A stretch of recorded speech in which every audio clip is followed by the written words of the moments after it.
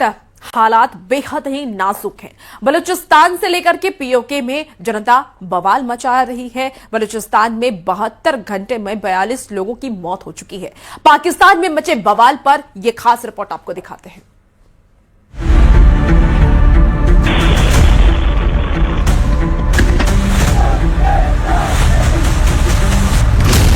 बलूचिस्तान में तालिबान के ताबड़तोड़ हमले, 72 घंटों में मारे गए 42 पाकिस्तानी।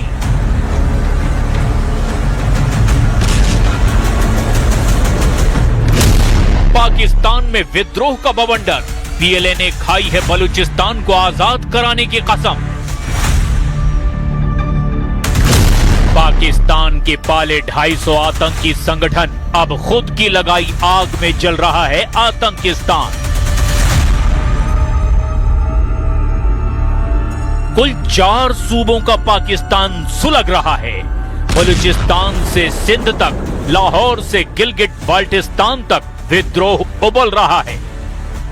पीओके में बगावत की आग सुलग रही है तो बलूचिस्तान कुछ ज्यादा ही जल रहा है।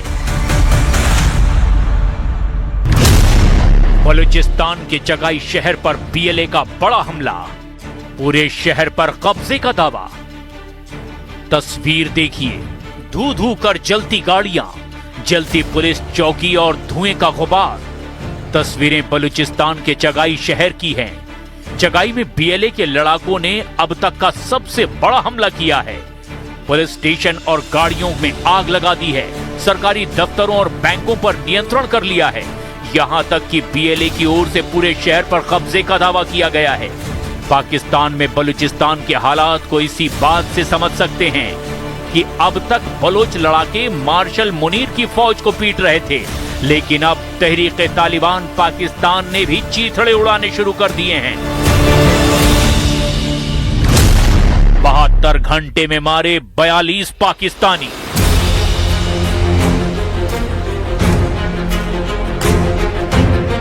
बलूचिस्तान में तहरीक तालिबान पाकिस्तान और बलोच लिबरेशन आर्मी के हमले बढ़ते ही जा रहे हैं। 6 जुलाई से अब तक टीटीपी ने फील्ड मार्शल मुनीर के इतने लोगों को मारा है कि उसने सपने में भी नहीं सोचा होगा। तालिबान का पहला हमला क्वेटा के पास हन्ना उराक घाटी में हुआ। पहले हमले में 4 लोगों की मौत और 6 लोग घायल हुए। दूसरा हमला जियारत जिले में हुआ। पुलिस चौकी पर हुए हमले में पाकिस्तान के 27 पुलिस वाले मारे गए। टीटीपी के लड़ाकों ने पहले पुलिस चौकी पर हमला करके 9 पुलिस वालों को मारा। फिर पाकिस्तान के 18 पुलिस वालों को बंधक बना लिया। जब पाकिस्तान की फौज ने छुड़ाने की कोशिश की तो सभी बंधकों को मार डाला। तीसरा हमला बुधवार यानी 8 जुलाई को हुआ। बलूचिस्तान के बेला और विंडर इलाकों में पीएलए के लड़ाकों ने सेना के काफिले पर ही हमला कर दिया। पीएलए के हमले में पाकिस्तान के 11 सैनिक मारे गए।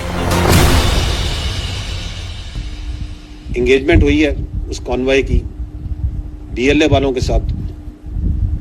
The convoy was attacked. उसमें एंगेजमेंट में 11 फौज के जवान, 1 जेसीओ और 10 जवान शहीद हुए हैं और 14 जो से हैं डीएलए के फितनाल हिंदुस्तान के दहशतगर्द।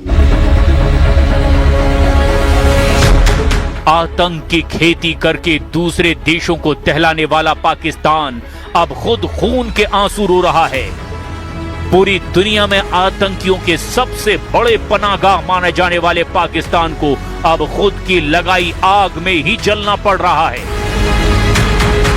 शहबाज से सरकार और मुनीर से फौज संभल नहीं रही। पाकिस्तान के नाकाबिल हुक्मरानों को अपने गिरेबान में झांकने की अब जरूरत है, लेकिन वो बिना सबूत दूसरों पर ठीकरा फोड़ने में लगे हैं। खुद सुनिए मुनीर का मुखौटा क्या बोल रहा है। पहले दिन हमारे 9 बहादुर पुलिस के लड़के शहीद हुए। आज 18 तो टोटल 27 और खारजी जोन से हैं वो 15। उस दिन वो चेक पोस्ट में लड़के थे। कभी कबाइलियों को उकसाकर तो कभी कश्मीरियों के हाथ में हथियार थमाकर पाकिस्तान उन्हें भारत भेजता था। कश्मीर में हुए आतंकी हमलों को पाकिस्तानी फौज आजादी की जंग बताती रही। अब पाकिस्तान की पोल खुद पाकिस्तान के कब्जे वाले कश्मीर के लोग ही खोल रहे हैं। जेएसी नेताओं ने साफ साफ कहा, हथियार थमाने वाले अब उन्हें आतंकी बता रहे हैं।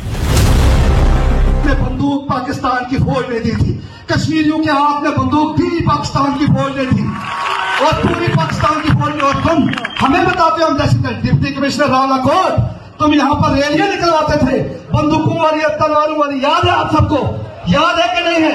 सबको याद है, तुम रैलियां निकलवाते थे दहशतगर्दों के खिलाफ, तुम हमारे खिलाफ फतवे जारी करवाते थे। तुम हमें बताओगे कि दहशतगर्द एक्शन कमेटी और के सारे लोग दहशतगर्द हैं? ये सारे लोग दहशतगर्द नहीं है, ये इस धरती के वारिस हैं।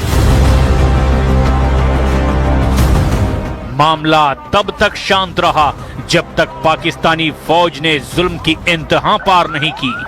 विद्रोह की आग तब और सुलगी जब पाकिस्तान की सरकार ने पाकिस्तान के कब्जे वाले कश्मीरियों और बलूचिस्तान के लोगों के साथ हकमारी शुरू कर दी। लोगों के राशन और दवाइयों को रोक दिया गया।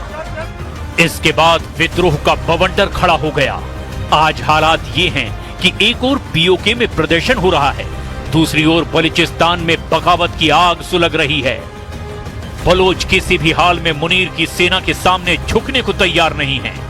डॉक्टर मेहरंग बलोच को सजा के ऐलान के बाद तो आग और ज्यादा भड़कती जा रही है।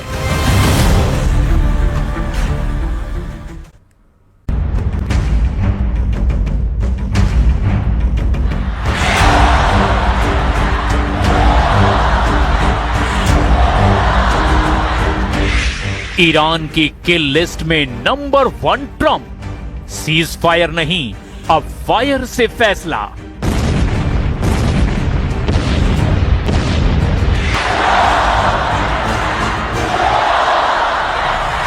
तुर्की की राजधानी अंकारा में नेटो समिट चल रही थी। पूरी दुनिया के पत्रकार अमेरिकी राष्ट्रपति डोनाल्ड ट्रंप को घेरे खड़े थे। तभी ट्रंप ने माइक संभाला और एक ऐसा बयान दिया जिसने पूरी दुनिया की खुफिया एजेंसियों के होश उड़ाकर रख दिए। ट्रंप ने कैमरे के सामने सीधे कहा, ईरान मुझे जान से मारना चाहता है, मैं उसकी किल लिस्ट में नंबर 1 पर हूं। शायद मैं कल जिंदा ना रहूं क्योंकि मैं उनका सबसे बड़ा टारगेट हूं। I'm number 1 on the kill list for Iran. They're lovely people. I'm number 1. So I don't know. I can't tell you that, but I don't really care because I'm doing my job and I'm doing it, I hope, better than anybody's ever done it because we have a country that's hot and really, really successful. But I mention it only because it's on the list. पिछले 45 घंटों से America और Iran के बीच चल रहा महायुद्ध अब एक बेहद व्यक्तिगत और खतरनाक मोड़ पर आ चुका है। एक तरफ ईरान के पवित्र शहर मशहद में लाखों ईरानियों की भीड़ के बीच सुप्रीम लीडर अली खामनी को दफन कर दिया गया, तो दूसरी तरफ तेहरान की सड़कों से लेकर आईआरजीसी के बंकरों तक सिर्फ एक ही नारा गूंज रहा है, ईरान के मशहद में लगे वी विल किल ट्रंप के पोस्टर ने अमेरिका को बुरी तरह से गुस्सा दिला दिया है। ट्रंप को मारने वाली धमकी का ये पोस्टर होटल में लटकाया गया। हालांकि कुछ रिपोर्ट्स में दावा किया गया कि ये पोस्टर तेहरान में अली खामनी के अंतिम संस्कार के जुलूस के दौरान एक सड़क के ऊपर लगाया गया है। कुछ पोस्टरों में डोनाल्ड ट्रंप की तस्वीर के साथ उनके सिर की ओर गोली का निशाना बनाया गया था। कुछ प्रदर्शनकारियों ने किल ट्रंप और वी विल किल ट्रंप जैसे संदेश वाले पोस्टर भी हाथ में लिए थे। आखिर क्यों ट्रंप को अपनी जान का इतना बड़ा खतरा सता रहा है और खामनी को दफन करते ही ईरान कौन सा बड़ा धमाका करने वाला है, ये हम आपको बताएंगे। लेकिन उससे पहले जान लीजिए, ट्रंप को अपनी जान का डर हवा हवाई नहीं है। अमेरिकी खुफिया एजेंसी CIA और फेडरल ब्यूरो यानी कि FBI ने हाल ही में एक बड़ी रिपोर्ट जारी की है, जिसके मुताबिक ईरान के कुड्स फोर्स ने अमेरिका के अंदर कई स्लीपर सेल्स को एक्टिव कर दिया है। ईरान साल 2020 में मारे गए अपने जनरल कासिम सुलेमानी और इसी साल 28 फरवरी को मारे गए सर्वोच्च नेता अयतुल्ला अली खामनेई की मौत का सीधा जिम्मेदार डोनाल्ड ट्रंप को मानता है। ईरान के सरकारी वकीलों ने ट्रंप के खिलाफ डेथ वारंट तक जारी कर रखा है और अब जब अमेरिका ने पिछले 48 घंटों में ईरान पर 170 से ज्यादा मिसाइलें दाग दी हैं, तो ट्रंप को अपनी जान का खतरा और ज्यादा सताने लगा है। والا هیچ شفاف سازی هم برای مردم نشد که این مذاکره چه بندهایی داره چه ولی اصلا به نظر من توافق باش با آمریکا اشتباهه، چون آمریکا اصلا از همون قبلم طی مذاکرات قبلی که با ما انجام داد معلوم بود که اصلا پایبند نیست به مذاکره